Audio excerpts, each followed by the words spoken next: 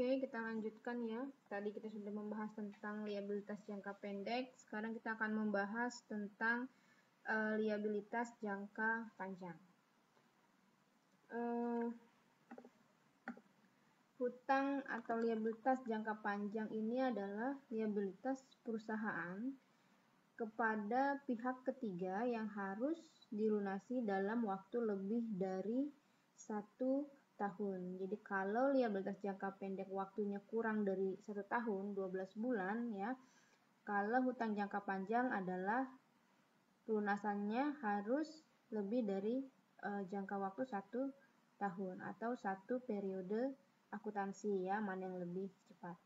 Gitu ya. Terus perbedaan yang lain yang cukup jelas dengan antara hutang jangka pendek dan hutang jangka panjang adalah terkait dengan biaya-biaya yang masih harus dibayar atau hutang yang umumnya tidak tertulis ya. Kalau di hutang atau liabilitas jangka pendek itu umumnya dia tidak ada keterikatan atau tidak ada dilakukan secara tertulis.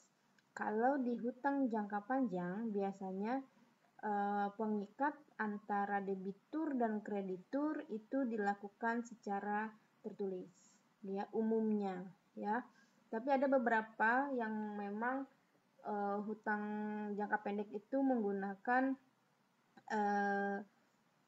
kontrak tertulis, tapi mayoritas biasanya tidak ya. Beda dengan jangka panjang. Kalau jangka panjang itu justru mayoritas menggunakan kontrak yang tertulis ya. Biasanya kontrak ini disebut dengan perjanjian kredit gitu ya. Kemudian contoh-contohnya saya yakin sudah secara garis besar sudah tahu ya, antara lain adalah bond payable ya, dan masih banyak lainnya ya, sudah pernah kita bahas di akuntansi keuangan menengah. Lanjut kita masuk ke tujuan pemeriksaan liabilitas jangka panjang. Oke. Yang pertama sudah bisa ditebak, pasti kita harus memeriksa internal control atas liabilitas jangka panjang tersebut. Oke. Kalau untuk kasus liabilitas jangka panjang, ciri-ciri internal control yang baik antara lain yang pertama adalah adanya hutang itu harus diawali dari persetujuan pejabat perusahaan yang berwenang, misalnya siapa, direksi, dewan komisaris atau RUPS ya. Biasanya yang dibuktikan dalam bentuk apa? Dalam bentuk notulensi rapat ya. Jadi kalau hutang jangka panjang ini biasanya memang harus ada persetujuan dulu ya. Dibuktikan dengan apa? Dengan notulensi rapat gitu ya.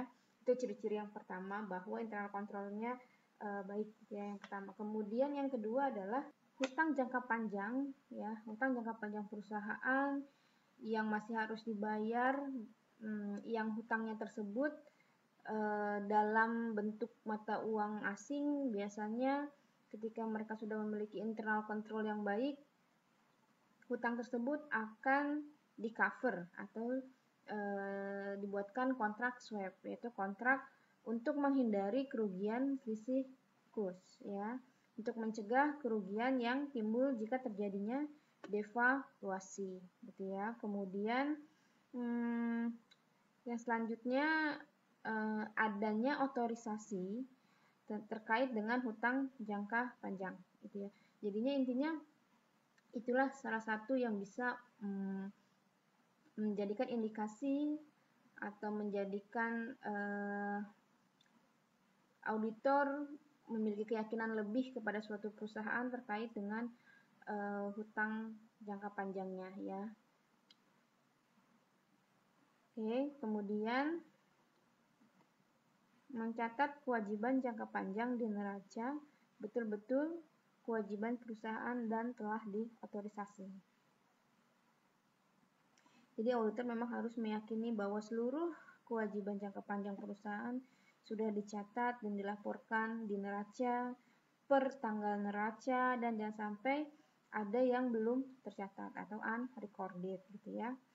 Kemudian memeriksa kewajiban jangka panjang yang berasal dari legal claim atau aset yang dijaminkan sudah diidentifikasi.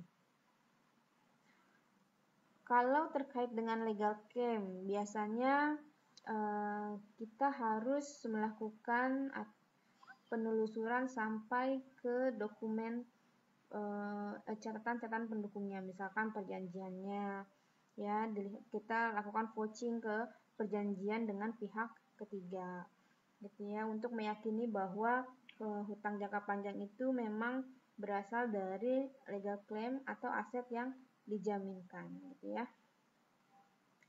Kemudian yang keempat, konversi kewajiban jangka panjang dalam falas per tanggal neraca ke dalam kurs tengah dan selisih kurs. Oke. Jadi gini, kalau di dalam akuntansi memang ketika kita melakukan perjanjian atau kontrak dengan menggunakan mata uang asing, yang kita gunakan adalah perhitungan dengan menggunakan kurs tengah, ya.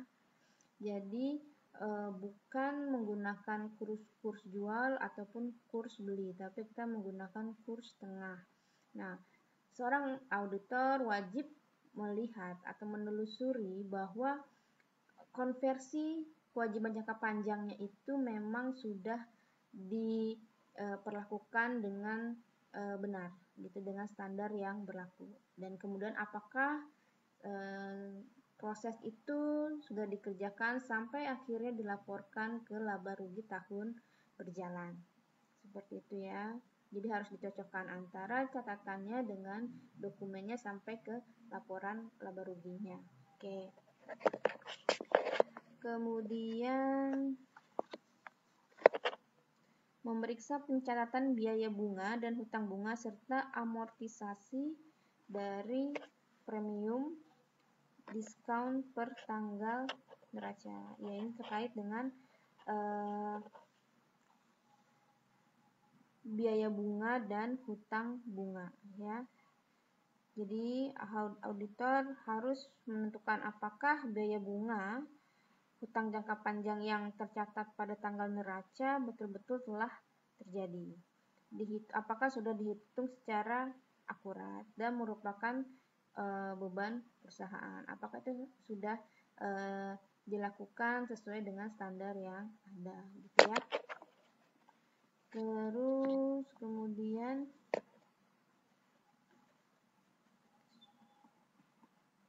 memeriksa keterjadian biaya bunga hutang jangka panjang pada tanggal neraca dicatat dan dihitung secara akurat merupakan ya, ini yang tadi ya, perusahaan juga harus meyakini bahwa biaya bunga tersebut memang berasal dari hutang jangka panjang, kemudian memang sudah dicatat pada laporan posisi keuangan, kemudian itu benar-benar terjadi dan sudah diperlakukan, sudah dilaporkan sesuai dengan standar akuntansi yang berlaku, ya. Kemudian memeriksa semua persyaratan dalam perjanjian kredit telah diikuti oleh perusahaan sehingga tidak terjadi bank default. Bank default ini adalah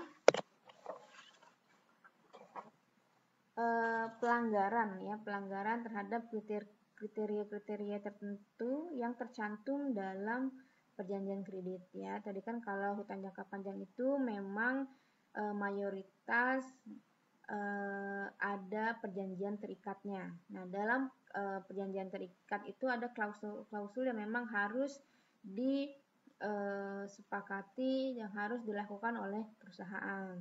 Misalnya apa? Misalnya sama seperti liabilitas jangka pendek kemarin, biasanya terkait dengan tidak adanya pergantian manajer, gitu ya. Terus terkait dengan pembayarannya, gitu ya. Yang seperti itu kalau ada pelanggaran akan menyebabkan yang disebut dengan bank default, gitu ya.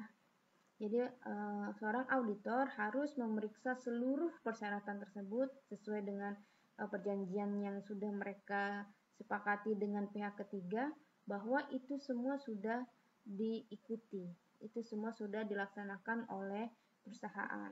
Oke. Kemudian memeriksa bagian dari kewajiban jangka panjang yang jatuh tempo dalam 1 tahun sebagai kewajiban lancar. Oke. Jadi seluruh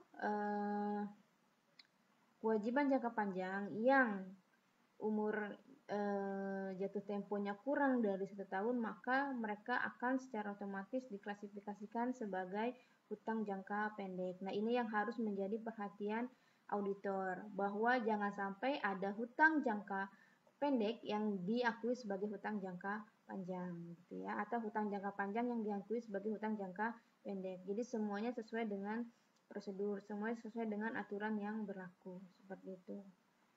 Kemudian kesesuaian penyajian kewajiban jangka panjang dalam laporan keuangan dengan PABU atau PSAK. Ya, intinya auditor harus bisa meyakinkan bahwa hutang jangka panjang berikut diskonnya, juga preminya, dan bunga yang timbul sudah dicatat dan diklasifikasikan dalam laporan sesuai dengan standar akuntansi keuangan. Harus yakin juga bahwa hal-hal penting mengenai hutang jangka panjang sudah dijelaskan dalam catatan atas laporan keuangan. Ya, sebetulnya antara hutang jangka pendek dan hutang jangka panjang perlakuannya hampir sama, seperti itu ya.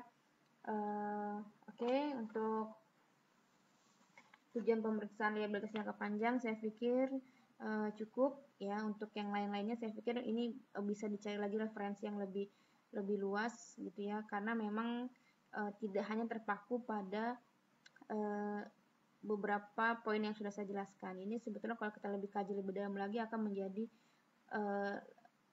lebih luas lagi ya, tujuan pemeriksaan liabilitas jangka panjang. Oke, terima kasih.